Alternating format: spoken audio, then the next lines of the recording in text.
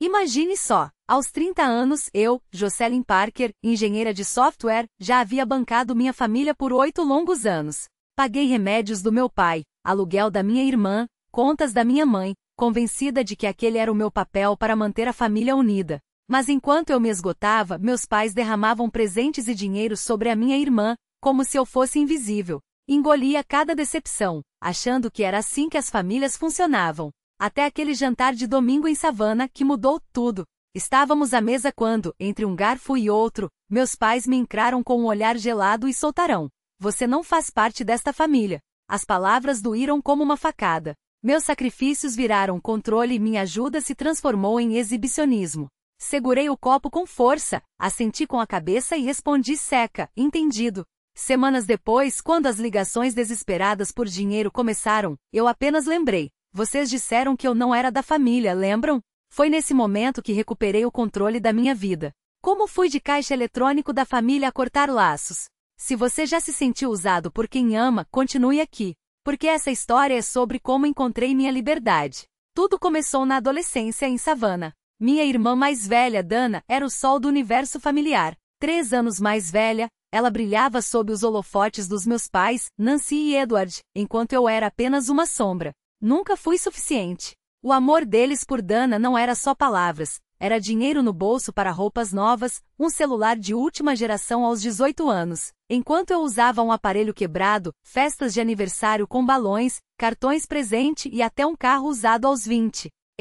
Um cartão quando muito. Você é a responsável, Jocelyn, minha mãe dizia, como se isso justificasse o esquecimento. Dana adorava a situação. Exibia cada mimo, cada elogio, enquanto eu engolia a dor, esperando que um dia eles me vissem. Me refugiei nos estudos. Noites em claro com livros de matemática e ciência me renderam uma bolsa integral na Georgia Tech. Meus pais? Nem apareceram na minha formatura do ensino médio. Estavam ocupados com os currículos de Dana. Sozinha no palco, com meu diploma nas mãos, jurei que superaria aquela negligência. Aos 22, formei-me em engenharia de software e consegui um emprego em Savannah. O salário era bom, mas logo virou fundos para as necessidades da família. As contas médicas do meu pai, as despesas da minha mãe, o aluguel de Dana, tudo caía no meu colo. É assim que se faz por família, eu me convencia mesmo que isso me esvaziasse. Mas o favoritismo não tinha fim. Minha mãe elogiava Dana por qualquer gesto mínimo, enquanto meu pai lhe dava dinheiro que ela gastava em sapatos ou baladas. Nenhum agradecimento, só mais pedidos. No Natal, Dana ganhou um colar brilhante. Uma caneca sem graça. Sorri, mas a dor apertou meu peito. Dana ligava para se gabar. Eles sabem que sou especial. Eu desligava o telefone olhando para o meu notebook, me perguntando por que meus esforços eram invisíveis. As comparações eram o pior. Por que você não é mais como Dana? Minha mãe esbravejava quando eu questionava enviar mais dinheiro. Meu pai permanecia em silêncio, e seu silêncio doía mais que as palavras dela. Comecei a anotar cada sacrifício, não por rancor, mas para me lembrar de que eu existia. 8 anos de dedicação, e ainda assim eu era a estranha. Não era filha. Era um seguro-desemprego com rosto. Nos meus quase 30, eu já estava exausta. Minha melhor amiga, Kristen, via tudo. Eles estão te usando, ela dizia enquanto tomávamos café. Eu assentia, mas não queria admitir. Continuava dando, aferrada à esperança de que um dia meu amor compraria o deles. Trabalhava até os olhos ardarem, acreditando que poderia consertar minha família. Estava enganada, mas ainda não enxergava. No outono passado, decidi organizar um jantar de domingo em casa. Queria, mais uma vez, tentar aproximá-los, criar um momento em que nos sentíssemos uma família de verdade. Planejei cada detalhe, um rosbife suculento, purê de batatas cremoso, uma torta de maçã quentinha. Gastei $200 em ingredientes e decoração, arrumei a sala de jantar com velas e uma toalha impecável, sonhando que aquele calor derretesse anos de distância. Kristen chegou cedo para ajudar. Enquanto ela cortava legumes e mexia ao molho, rindo, percebeu o tom seco da minha mãe ao telefone. A Nancy parece estranha, ela murmurou, franzindo a testa. Dispensei, culpando o estresse de sempre, mas um nó se formou no meu estômago. Precisava que aquela noite desse certo. Quando a família chegou, o clima até começou leve. Dana cheirou o ar, jogou a bolsa no sofá e elogiou o cheiro da comida. Meu pai assentiu aprovador ao se sentar, e minha mãe até sorriu breve quando passei o rosbife. Ficou bom, Jocelyn, ela disse, com uma suavidade incomum. Por um instante permiti-me esperar. Mas tudo mudou quando minha mãe, enquanto eu enchia seu copo, recostou-se na cadeira e soltou. Então, Jocelyn, ainda jogando seu dinheiro para cima com esse emprego de tecnologia? A voz dela era afiada, cortante. Parei surpresa, e forcei uma risada. Só fazendo minha parte, mãe, respondi firme. Mas ela não parou. Você age como se fosse melhor que a gente, sempre pagando as coisas, continuou, os olhos estreitos. O silêncio tomou conta da mesa. Olhei para meu pai, esperando que ele interferisse, mas ele só cortava a carne mudo. Dana riu, girando o vinho no copo. Jocelyn, não precisa fazer teatro. Seu tom era leve, mas a faca enterrou fundo. Meu rosto queimava, mas me calei, sem querer estragar a noite. Kristen tentou aliviar a tensão. Nossa, essa torta está incrível. Fez do zero? Agradeci com o olhar, mas minha mãe a ignorou, virando-se para Dana. Você é tão boa anfitriã. Devia ter feito isso. Dana sorriu, absorvendo o elogio, enquanto eu apertava o garfo com força. Os ataques continuaram. Minha mãe criticou meu emprego chique, dizendo que eu trabalhava demais e não dava atenção à família. Você está sempre ocupada, Jocelyn. Não é à toa que mal tivemos, ela disse, carregando a voz de culpa. Tentei explicar minhas longas jornadas, mas ela me interrompeu. A Dana arruma tempo para a gente. Meu pai permaneceu calado, como se pudesse fazer a tensão desaparecer só com o poder da indiferença. Dana riu novamente, jogando a cabeça para trás, enquanto eu, os dedos apertando o copo de vinho como se fosse o meu pescoço. Eles não vão parar até você ceder, mas você não deve. Eu respirei fundo, sentindo o peso das palavras dela como um bálsamo na ferida aberta. Sabia que ela tinha razão. Cada ligação, cada mensagem, cada post malicioso era uma tentativa de me arrastar de volta ao ciclo de culpa e submissão. Mas desta vez, algo dentro de mim havia se quebrado para sempre, e não era minha força, era ilusão. Eles sempre souberam como me manipular, admiti, a voz rouca. Primeiro com o silêncio, depois com as acusações, agora com a humilhação pública. Mas não vão conseguir mais. Kristen assentiu, os olhos brilhando com uma determinação que eu não via em mim mesma havia anos. Porque você finalmente enxergou o que eles são. Não são família. São parasitas que se alimentam da sua boa vontade. A verdade doía, mas libertava. Eu me levantei, caminhei até a janela e observei as luzes da cidade piscando como estrelas caídas. Savannah sempre me pareceu um lugar de segredos e cicatrizes, mas naquela noite, ela me oferecia algo novo, uma chance de renascer. Eu gastei minha juventude tentando provar que merecia amor deles, falei, mais para mim mesma do que para Kristen. Mas amor não se paga em prestações. Não se compra com sacrifícios. Se eles não conseguem me ver além do que eu posso dar, então não merecem nem meu nome. Ela se aproximou, colocando uma mão no meu ombro. E agora? O que você faz com essa raiva? Fechei os olhos por um instante, sentindo o fogo queimando dentro de mim, não a raiva destrutiva que eles queriam provocar, mas uma chama limpa, purificadora. Eu a transformo. Em independência. Em paz. Em uma vida que pela primeira vez será minha. Naquela noite apaguei todas as redes sociais. Bloqueei os números deles. E quando a manhã chegou, acordei com um silêncio que não era vazio, mas cheio de possibilidades. Não havia mais mensagens de culpa, nem ligações desesperadas, nem posts venenosos esperando para me envenenar. Havia apenas o som da minha respiração, o cheiro do café fresco e a certeza de que, pela primeira vez em muito tempo, eu estava finalmente livre. Eles podiam gritar, podiam implorar, podiam tentar me arrastar de volta ao inferno que chamavam de lar, mas eu já havia cruzado a linha. Não como a filha que nunca foi suficiente, não como a provedora que nunca foi agradecida, mas como Jocelyn. Só isso.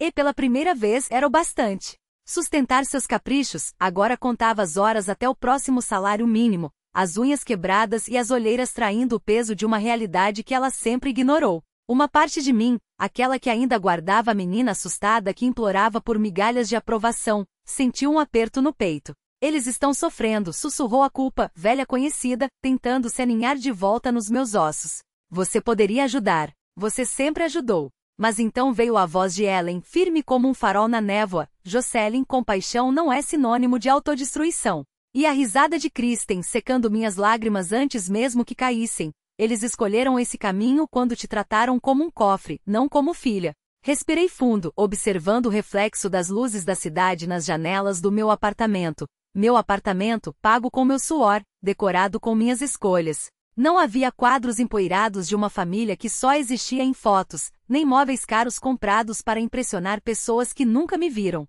Em vez disso, estantes com livros de algoritmos, uma planta que eu havia mantido viva por meses, um milagre, segundo Kristen, e a tela do meu notebook aberta no código que eu havia escrito naquela tarde. Eles haviam caído. Não por minha mão, mas pela própria ganância, pela crença de que o mundo, e eu, existiríamos apenas para sustentar seus delírios de grandeza. Eu não os empurrei do penhasco. Eu apenas parei de ser a rede que os impedia de sentir a queda. Dana, com suas unhas perfeitas e o sorriso condescendente, agora conhecia o gosto amargo do suor na testa. Nancy, que nunca soube cozinhar um ovo sem que eu pagasse a empregada, aprendia a contar centavos no supermercado. Edward, o rei do você nos deve isso, via seu império de cartão de crédito desmoronar como um castelo de cartas. E eu estava aqui, inteira. Com uma carreira que florescia, amizades que me erguiam e uma paz que eles nunca poderiam comprar. Não havia triunfo em seu sofrimento, apenas a confirmação cruel de que sem mim, eles eram tão frágeis quanto sempre foram. E isso não era minha responsabilidade. Kristen me observava, esperando a tempestade passar nos meus olhos. Você está bem? Ela perguntou, mas já conhecia a resposta. Eu não estava bem, estava livre. E essa liberdade, tão doce quanto perigosa, era um luxo que eles nunca me permitiram ter. Eles vão culpar você, murmurou Kristen, girando vinho no copo. Sempre culparam. Sorri não com amargura, mas com uma clareza que doía mais do que qualquer acusação. Que culpem, porque pela primeira vez suas palavras não tinham poder. Não mais. Afundei na poltrona, sentindo o peso do meu notebook no colo, não como um fardo, mas como uma âncora. Minha âncora. Eles podiam afundar em suas escolhas. Eu estava aprendendo a navegar. Não o salvei.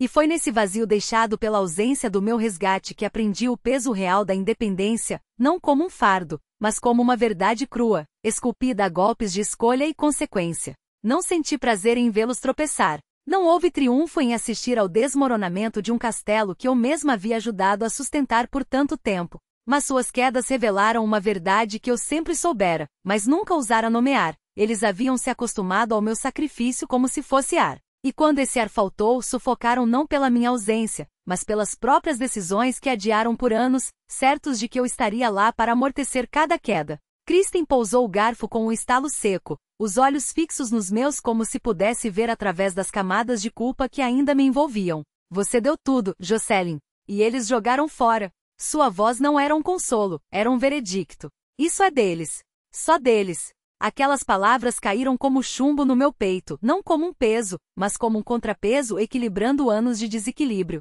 Porque pela primeira vez alguém me lembrava que eu não era a arquiteta de seu naufrágio. Eu apenas havia parado de ser o farol que os impedia de enxergar a tempestade que eles mesmos haviam convocado. Aqueles jantares de um ano atrás, com seus olhares frios e a frase que ainda ecoava como uma faca enterrada nas costas. Você não faz parte desta família. Não me haviam expulsado. Tinham me libertado. Por anos eu medira meu valor pelo que podia oferecer.